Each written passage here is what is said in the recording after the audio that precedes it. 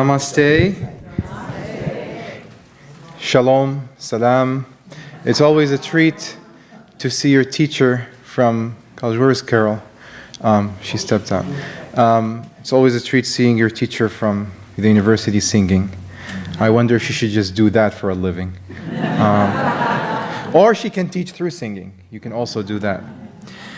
Well, my little conversation today is called Living Color, Divine Shades and Hues. And truth be told, I never think about these titles. When Dilith asks me, what do you want to talk about? I just listen and wait, and then whatever comes, I just blab. And so I said, I'd like to think it's a divine blab. So I said, in Living Color, then I have to figure out what I'm going to talk about. But I'd like to begin by reading a little something that I wrote in November 19th of last year. And during that period, I was writing daily reflections, sort of poems, on divinity and creativity, which really began sort of this initiative I have right now called Nostalgic Remembrance, Art and Memoirs. And again, these reflections, like the title for this talk, they just come by listening. So I call this the diaspora of colors. You can almost smell the zephyr of conversations between colors from a distance. Only if these hues have been destined for love by witnessing gazes. Amour is a cohesive energy emerging from the distinctive tones of tints that refract secrets in their inner mirrors. Rest assured, when colors such as these that have been brought together in diaspora speak with one another, their breaths release a blink worth of a smell, carrying with it memory as an ocean. Now don't ask me what this means, because as one Sufi master, Ibn Arabi said, he said, the reader might understand my writings better than I do, because when I wrote them, I was in a different state than I am in now. And we are merely like flutes that pass the divine breath, and then music comes out on the other side. But oftentimes the flute is not aware of the music that it's producing. So I want to begin by something that Ibn Arabi, a Sufi mystic, always mentions in his writings when he's asked, and he's quoting another Sufi master before him. When he's always asked about the way God appears in creation. And his answer is very simple. The color of water is the color of the cup. It's very simple. That whatever shape and color the cup, the container of water is, that's the way water will look. If you are a square cup that's red in color, then water will appear through you as red and square. But the consequence of that is, of course, you will also only see things in the world as square and red. And the realization, the ability to know that, is pretty much 99% of the journey. To know who you are and how you're seeing the world.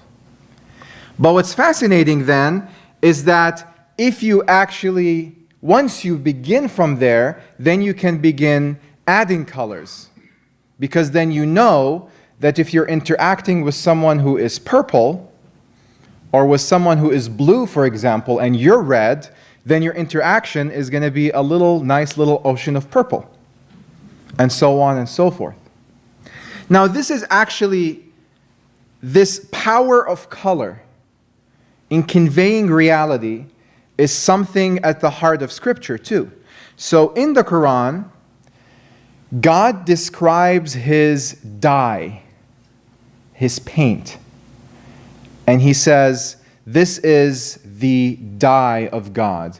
And who has more beautiful colors, or who has a more beautiful dye than God? And in Scripture, this idea of the dye of God appears in the context of the variety of worship, of the diverse ways that human beings figure out, oftentimes not from the outside, but internally, through journeys of suffering and redemption and so on and so forth, through personal journeys of how to communicate to this oneness that is at once within them and larger than them.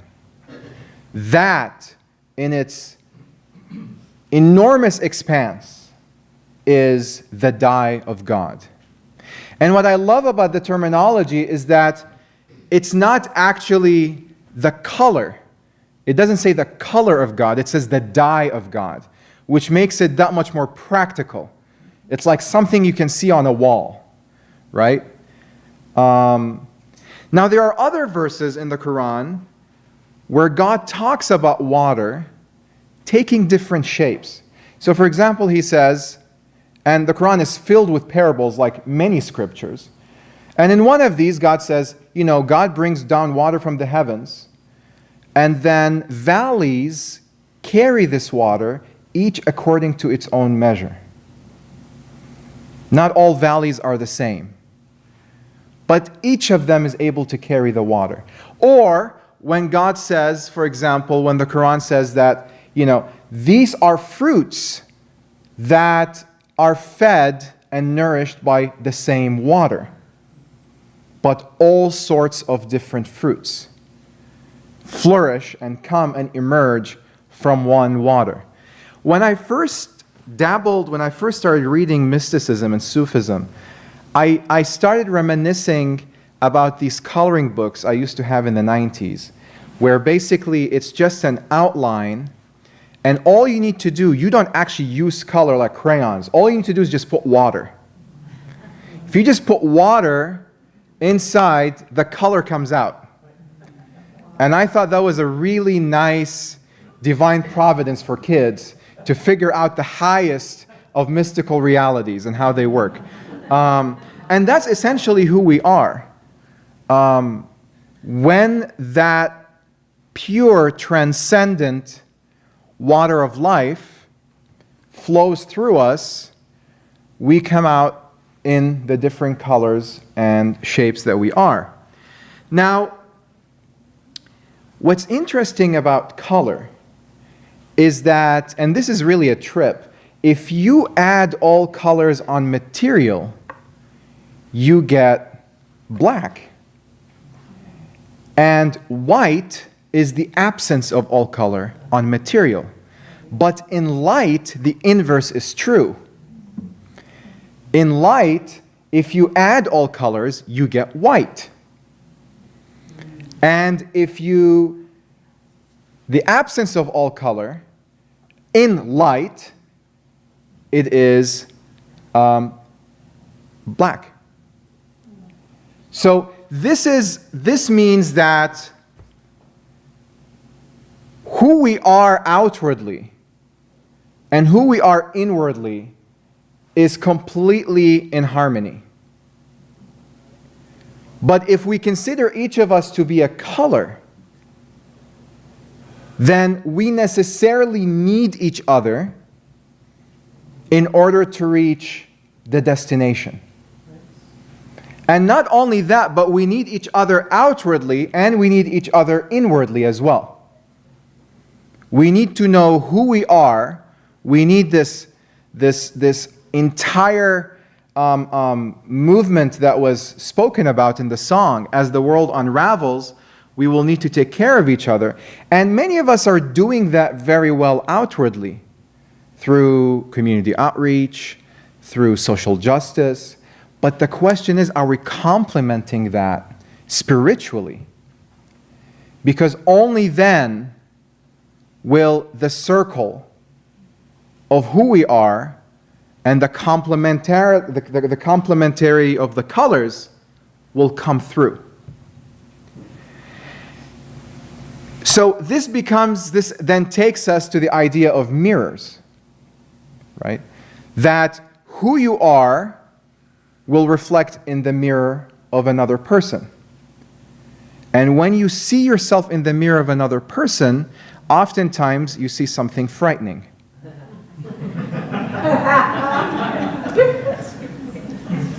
And it's actually what we call the unknown, but it's really within us. I mean, nothing that we will experience in this entire universe, in this short life, and after that, and before that, is anything other than ourselves. But it is frightening because we didn't know it. We didn't know it exists within ourselves. So just as each of the colors is a necessary component of white and black, similarly, it means that each of these colors actually contains all of the colors within it, in different shades, in different hues. And if we're unable, so once purple sees itself in the mirror of blue, or green, or yellow for the first time, then it is frightened, because it is seeing something that is unknown.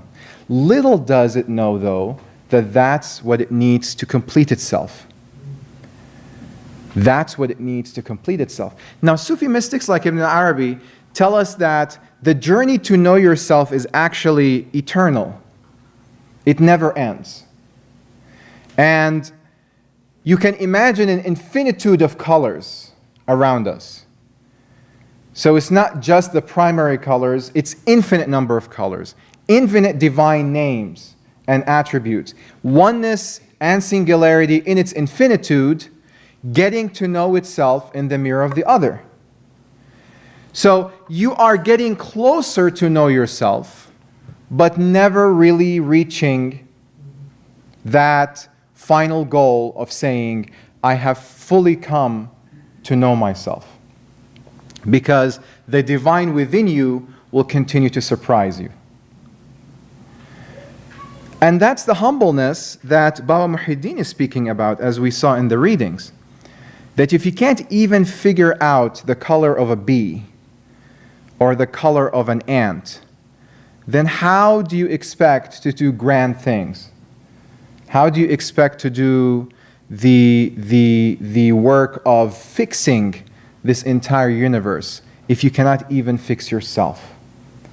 If you cannot even do the little work that an ant or a bee is doing? Which means that at one level, really, the ant and the bee is just doing. It's just going day by day, doing the only thing it knows how to do, and amazing things are getting accomplished. It's being its color. Whatever color it's meant to be, it's just being that color. And that's where all the magic is. When we think too much about, oh, well, let me figure out first, what color am I? Okay, well, if I'm red, I guess I'm supposed to be doing this. And 60 years later, we're still trying to figure out what color we are and what does it mean that we are this color, as opposed to just being. Of course, I say that as if it's an easy thing to do, to just be. But again, that's why we're using art and color and creativity as an analogy, because art and creativity actually helps us let go of thinking. I've oftentimes said that if we ask ourselves, what is our cognitive framework when we're producing art or when we're enjoying art?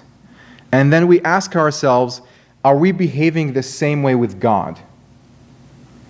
Or are we thinking when we are doing any kind of communication with God?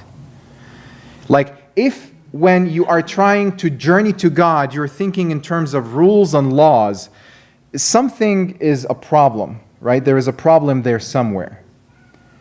Because the whole point of journeying to God is that rules and laws just don't work at a certain point.